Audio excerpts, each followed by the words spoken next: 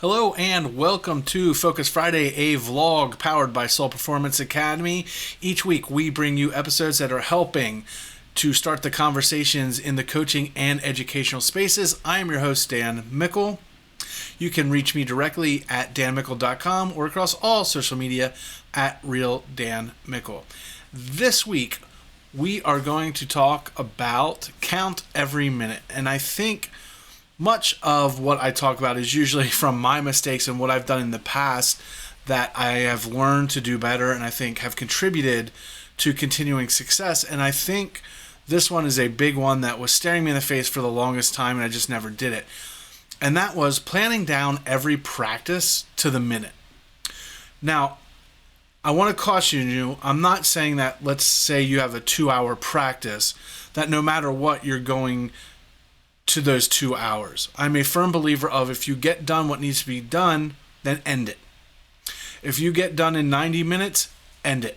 If you get done in an hour and 45 minutes, end it. One of the problems that we run into is we get something accomplished, we become very successful at a skill in practice, and then we tend to linger on. Well, this was great, so let's continue on it. And then that last hour of practice sees our production and the value of practice go down. So why not end once you've done something good? But that is a completely different rant. What I want to talk to this week is making sure that you plan out everything. And I understand that some of us are coaches or educators that kind of gotten thrown into those positions. And maybe we didn't expect to be there. But I think one of the things that we can really do is take the time and plan. As an athletic coach, we shouldn't be planning our practices in the car ride to the practice facility. We should have it planned out at least 24 hours ahead of time, at the very least 6 hours ahead of time. I realize that we might have to adjust things because players are missing, they're sick, or the weather's bad, or whatever happens. But I think a lot of time we make these big chunks to make it easier for ourselves. When we're looking at the paper or looking at what we're planning, it's much easier to say, I want to do these 4 things in 2 hours, versus breaking it down and saying, okay, this 10 minutes, this is what we're doing. The next 10 minutes, we're going to do this.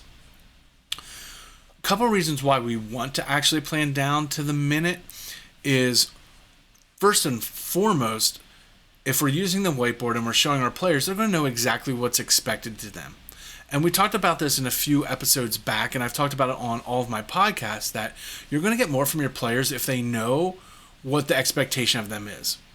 If they know how to score a drill or a scrimmage and they know how to win, they're going to push harder towards that end goal.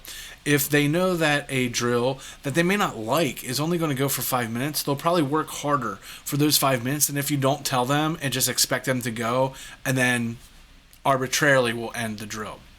So planning down the minute gives the motivation factor. It shows the players what's going to happen. Secondly, it's going to help to make sure that things flow and make sure that what you're doing at the beginning complements what you're doing at the end, and there's not these big gaps. Now, that's not to say maybe you're working offense at the beginning and defense at the end.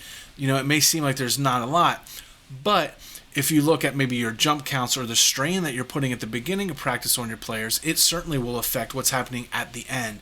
And if you're not really planning on that, you may burn your players out before you even get to the end, or quote unquote the important stuff that you're looking to do at the end of practice. They're already spent and burned out. So planning down to the minute is also going to help that. A big one that I didn't think about until recent years and we've seen in the news is planning down the minute gives you time to plan for breaks. A lot of times, coaches, we get caught up in the moment, and teachers, we get caught up in the moment, and sometimes we just overlap, which doesn't seem like a big deal. But sometimes we're putting our players at risk, and they need that water break, or they just need that break to kind of refocus mentally and get back into, the grind of things. And sometimes we just get on a good streak, or things are going so well, we're afraid to have those breaks. But we need them. And we've seen in the news what happens. Coaches, in outdoor sports, forget about breaks and end up having serious medical conditions with players. Heat exhaustion, overworking the players because they didn't put in the break. Another reason I like planning down to the minute is if anything comes back to you as a coach or an educator, you can say, no, this is what we did. If a player or a parent or administration is claiming overwork or something was done incorrectly, you can say, no, look, here's my practice plan. It's down to the minute. You can see what we did. Now, here's the key. Planning down to the minute doesn't mean that we can't deviate from that. It doesn't mean that we might stop things 4 minutes early. It doesn't mean that we might change things.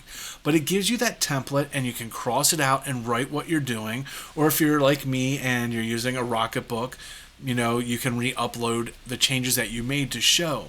But it's really a cover your ass, a CYA program to make sure that if someone's complaining that you guys are doing too much legwork, or they're jumping too much, or they're running too much, you can show them, well, this is exactly what we've been doing. And it's really a way to CYA and make sure that you're compliant with your standards and your school standards and the health and safety of your athletes.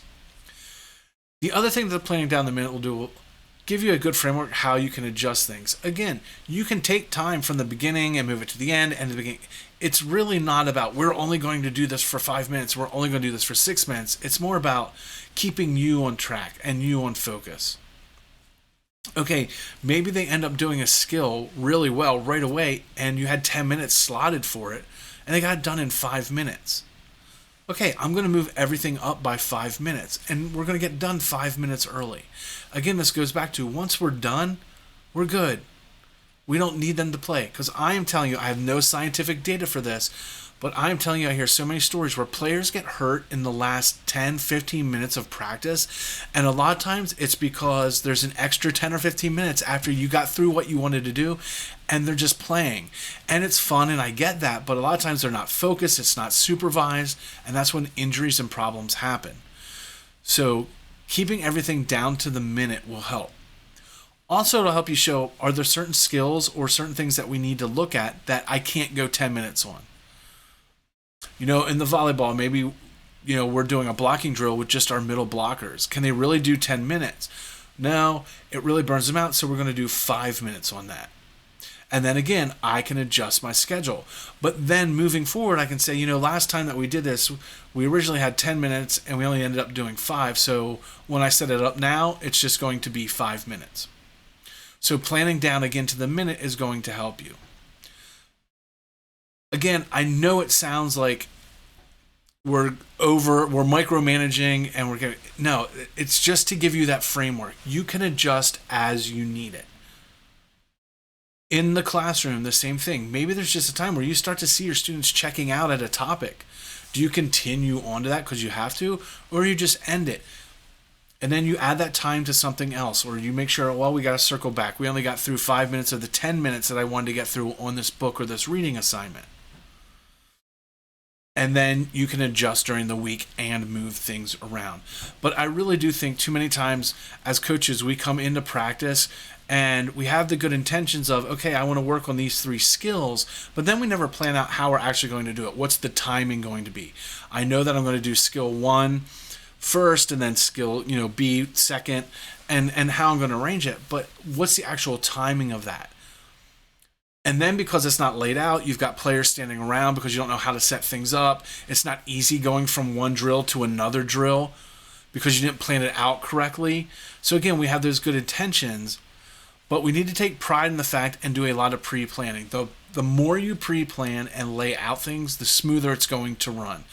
And we talked about a few episodes ago about naming things, and that's where that all comes into. We can cut back the time that we have players standing around and issues that we have if we name things and put it up on the whiteboard and let them read it. So again, this week's episode is just talking about how we need to plan down to the minute. And if we have to adjust it, we have to adjust it. But you should at least have a timeline of what you're going to do for practice and how you can move things around. So again, thank you for tuning in to this Focus Friday. As always, you can reach me directly across all social media platforms at Real Dan Mickle or my website, danmickle.com.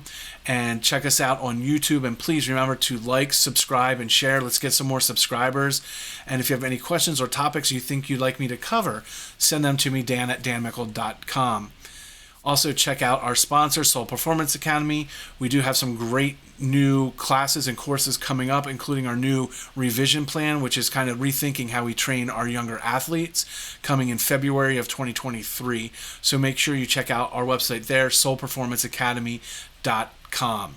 Peace, much love, don't suck, and we will see you next week for the next Focus Friday.